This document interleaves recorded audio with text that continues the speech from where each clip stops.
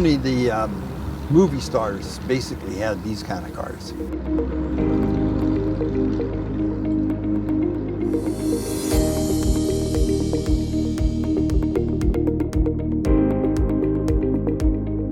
Hi folks, and welcome to Center Lane. I'm Bruce Hitchin. Well, today we're in Parksville, British Columbia, and I'm speaking to Bill McRory. Now, Bill has had this car for some years, but he's built it basically piece by piece. Bill's going to tell us more about the car. If you like this show, then please subscribe to my channel and click the bell to be notified of any future episodes. Now, Bill, can you tell me a little bit about this car and how you came to own it? I inherited the concept of the car from my Uncle Jack and my Aunt Jackie in 2008. He contracted cancer and passed away in 2008. But the car, over the years, because of other projects and so on, he never ever completed it from 1979 when he actually got it as far as he did. Jack wanted me to build it as a jalopy without fenders, and I just couldn't do that. I had to complete it. I had the parts. So here it is today, how I built it. Well, it started basically as a frame, and the rebody of it was because he bought the patterns of an original Boattail at the swap meet, and then took those and cut new oak for the body, and that's what resulted in how the car ended up being how it is today. We talked about it in Bellingham a week before he passed. He told me he wanted me to have the car and complete it. And I was quite happy to get it because family history. Spent a lot of time with Jack over the years when he used to fix up Austins.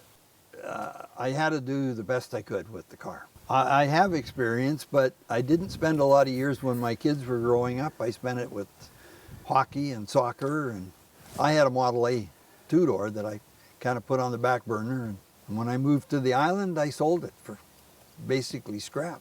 But this was special and had to be completed how I think Jack would have wanted it. 4.5 years of pretty steady work. Everything was dry and clean, and the sheet metal that was missing, I got busy and shaped and so on myself. This sheet metal here on the cowl was all rolled under a pipe, not a sheet brake, and so on. Same with between the trunk and the windshield or back window is all hand rolled. I didn't have a windshield frame, and that's an expensive part, so I fabricated it out of 1/8 flat bar, and I used black iron because I didn't know how good it was going to look. And once I got it, I didn't want to part with it, so I took it to the chrome shop, and they made me look good. There's a lot of hours of work in it. I'm pretty happy with it.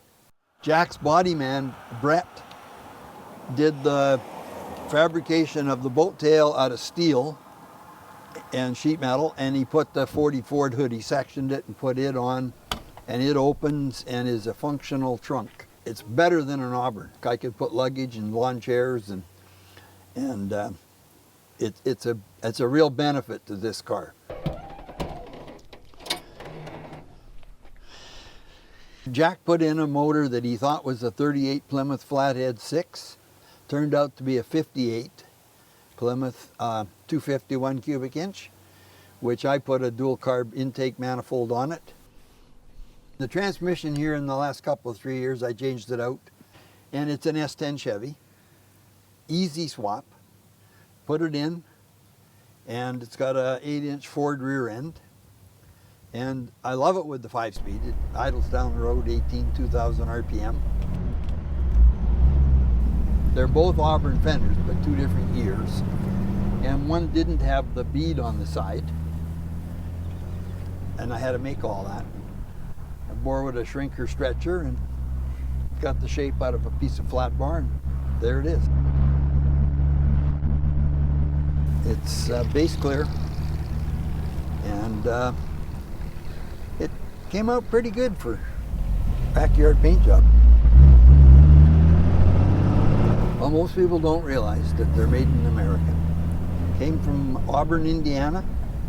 Auburn automobiles started in 1900 from a cycle company, and became, well, they lasted until 1937. And the end of the Depression put them under. These cars were basically, I think, designed and built to be something in the showrooms to bring people in. Oh, I gotta have one of these.